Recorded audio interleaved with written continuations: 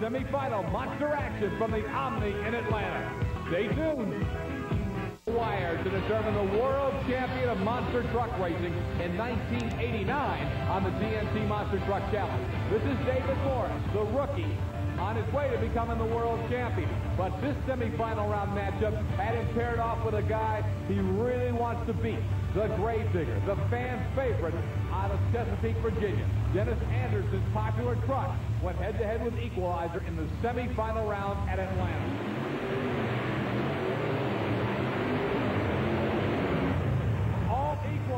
In fairness to Dennis Anderson, he only had front-wheel drive. In fairness to David Morris, it's a question whether he could have beat him at 100% in the Omni, because Morris had it all together. Look at the shot that Equalizer laid down, and David Morris had marched his way into the final. The other semifinal, USA 1 would go up against King Crunch. Now, King Crunch, state-of-the-art, computerized truck out of Woodlands, Texas. Scott Stevens laid out the early points races knowing he couldn't battle for the championship to get his truck absolutely ready, to get the onboard computers ready. You can see USA 1 didn't lay out. The races that truck missed, it was forced to miss because Rod Littow, the original driver, just drove so hard every time out that the truck sustained damage in a series of spectacular flips. But here in the Omni, both these two guys were in the semifinals going for the right to meet the Equalizer. King Crunch laying down a shot and really put USA 1 away with plenty to spare.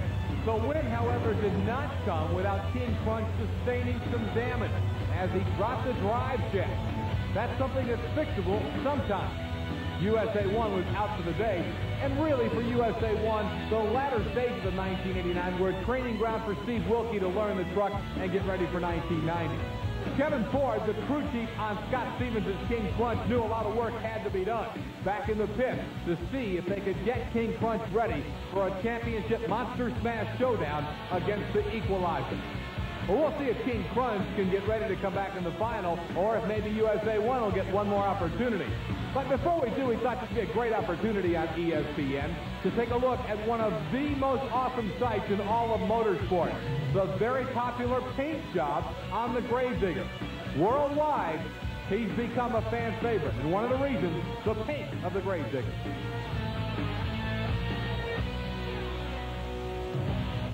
I'm in front of a monster truck with probably one of the most spectacular paint jobs of any of the monster trucks racing. Dennis Anderson, where did you come up with this paint job? Well, I made the name of Gravedigger from mud bogging. Then I got with Fred Buman, my friend here, from Fred's Custom Auto Art from Norfolk, Virginia. He came up with a paint scheme to go along with the name.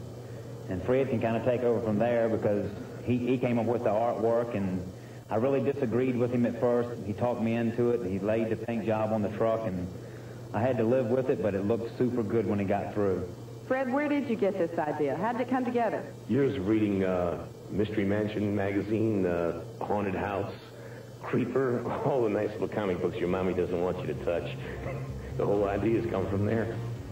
This paint job cannot be done, obviously, in a day. What does that take to get that job complete? Well, it takes my son and I 7 days to do a truck from the time it's black until the time we're ready to clear it. That's about 14 hours a day, and about half that time is spent nothing but tape work. You have to tape everything up before you start, and then you start untaping as you paint. Dennis, you said you didn't like the colors. Why not? Well, I didn't think that green on a black truck was going to work. And I told Fred that, but he just told me to back out, let me take care of it. The job's mine. Just leave me alone until it's done. That's what I did, and it turned out great. So, Fred, what did you have to do to get Dennis to see things your way in regards to this paint job? First off, I had to do a sketch for him. Then I had to show him colors, and then we argued about it. And then I did my final thing I do with all customers. I said, take a hike for about 7 days, leave the truck with me, and come back. If you don't like it, I'll redo it. If you do like it, it goes on the road. And that's what happened. It ended up on the road.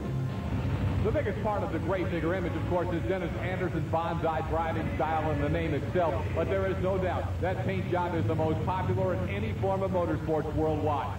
Hey, here's a couple of popular trucks. The Monster Smash final in the Omni, Equalizer, and King Crunch.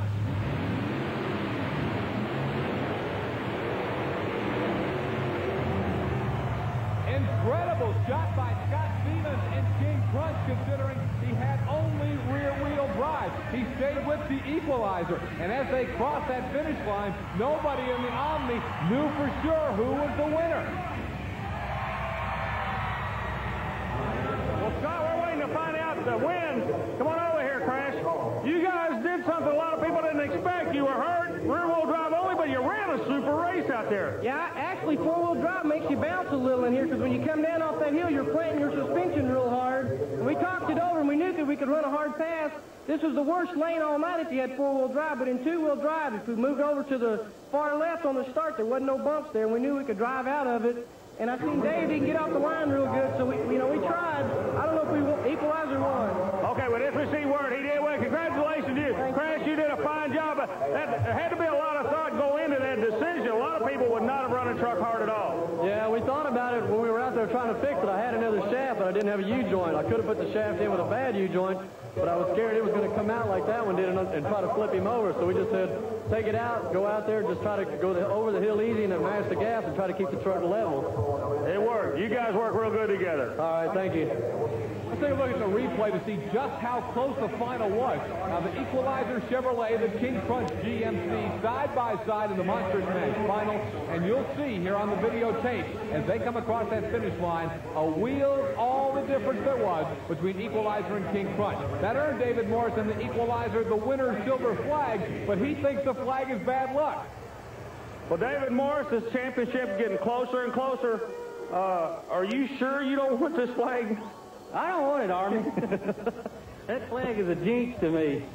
Folks, he won't touch the flag. Okay, we'll hand it back to our producer there. Congratulations on a great run. But we got to give this guy credit, too. A lot of people counted him out. He ran you hard. Yeah, I knew he was going to be running hard. He was only running with a rear drive shaft, but I knew he was still going to come down hard on me.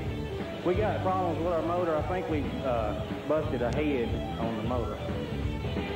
That could be key heading into the final races of the season in Louisville. But as you can see, Carolina Crusher has a lot of ground to make up. Equalizer almost has to not show up going into the final races of the season for Carolina Crusher to catch him on the World Championship point chase. USA 1 is a solid third. Gravedigger solid in the fourth spot. Nightlife and Dave Wysorek holding down the number 5 position after the races in Atlanta's Omni, trying to crown the world champion of TNT Racing. One more time, the Monster Smash final in Atlanta went to the Equalizer. Earlier, we showed you how the paint scheme was developed on the Gravedigger. Now Dennis Anderson tells us how the creation of the Gravedigger monster truck came about. Well, I started out mud bogging. It's been 1982. I built the first Gravedigger. It was a 51 Ford pickup truck.